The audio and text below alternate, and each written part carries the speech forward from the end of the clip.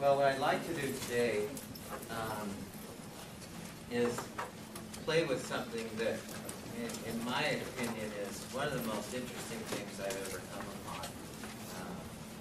You might want to, I suggest you take some notes for the quiz side of it, but also just kind of,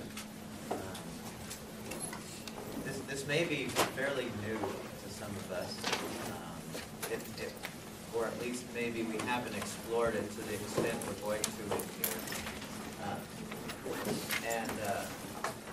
If you're anything like me, you're going to find this really fascinating. Let's see, where should we start? Let me begin with a couple events that happened some time ago that I watched that got me kind of rolling in this direction, because maybe this topic that we're playing with might have moved me in the direction that I have gone in more than anything else, as far as the path and the field that I've gone into. It's that interesting. I remember it was 1976. I believe that was the year. And I was watching the Olympic trials. They were getting ready for the Olympics. And there was a guy, well, is anyone here, Brandy, you're a track star, right? Has anyone in here ever done any high jumping? Has anyone ever tried high jumping? Scott, you have? When you high jump, I mean, when you tried doing it, how did you do it? I mean, like still life? No, like what? Did you do like the barrel or the Fosbury? I did the Fosbury. Fosbury, okay. Prior to, I don't know when the Fosbury came about, but in the early days of high jumping, when somebody would high jump, everyone knows what I'm talking about. They've got the bar there, and in the early days, they would run up to the bar, and they plant, and they come over the bar like this. They called it the barrel roll. Right? And I don't know, it doesn't matter how this evolved exactly, but there came a guy by the name of Fosbury who realized that if you went and hit and came over like this, you could jump quite a bit higher, which is the way everybody high jumps today. Right? Everybody who's a high jumper, they use this particular technique. Nobody uses the barrel roll, what I learned when I was in elementary school back in the 60s or the 70s. Well, I was watching the Olympic trials, and there was a guy by the name of Dwight Stones, which I don't know if any of you remember. Gary probably does. And they had the camera on him, and this is what he was doing. And I thought, that's the weirdest thing. And this is what he was doing. They just had the camera sitting on him. And this is, he had his eyes closed. And it looked like this. He was going like this.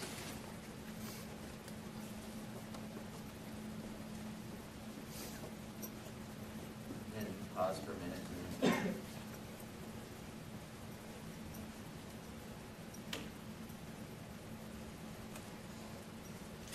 That's the strangest thing. What was he doing? Visualizing. Later on, and when you say visualizing, Jake, what do you mean? Seeing himself do it. Right. In his mind, he's seeing himself do it. Long years later, there came along a guy by the name of Greg Louganis. Easily one of the best divers of all time. He was... Nobody has done as well as Greg Louganis did. And they had, on one particular meet, they were watching Greg Louganis on camera, and he did this dive. You know, it was a platform. He did both the bouncy one, what do they call that? The springboard and the platform. And he went off the platform, did a great dive, and then he put on his robe, he went over to this pool that was like, a jacuzzi, and he put his feet in there, and he put his Walkman on back when it was a Walkman, and closed his eyes. You know, and the people who were talking about him, it's the strangest thing. What's he doing? He's sitting there with his eyes closed. And they asked him later on, said, what are you doing when you're sitting there with your eyes closed? And he said, I'm visualizing myself with doing my next dive. He said, I see myself flipping and twisting, and I see myself going into the water. I visualize no splash. I see the judges putting up the 10s or whatever. I'm seeing this clearly in my mind.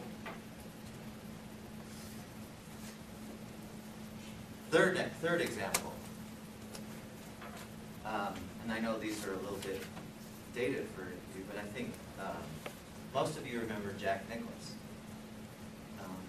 He said he never steps up to the ball to hit it without running this mental movie in his head of exactly where he wants the ball to go. You know, he doesn't just take out his club, sit down, and just whack. He in his mind, at some point prior to every shot, he sees, he doesn't worry about how he's going to hit it, because he's already got that program. But he thinks about where the ball's going to go. Is it going to cut? Is it going to slice? What kind of spin is it going to have on it? How's it going to land?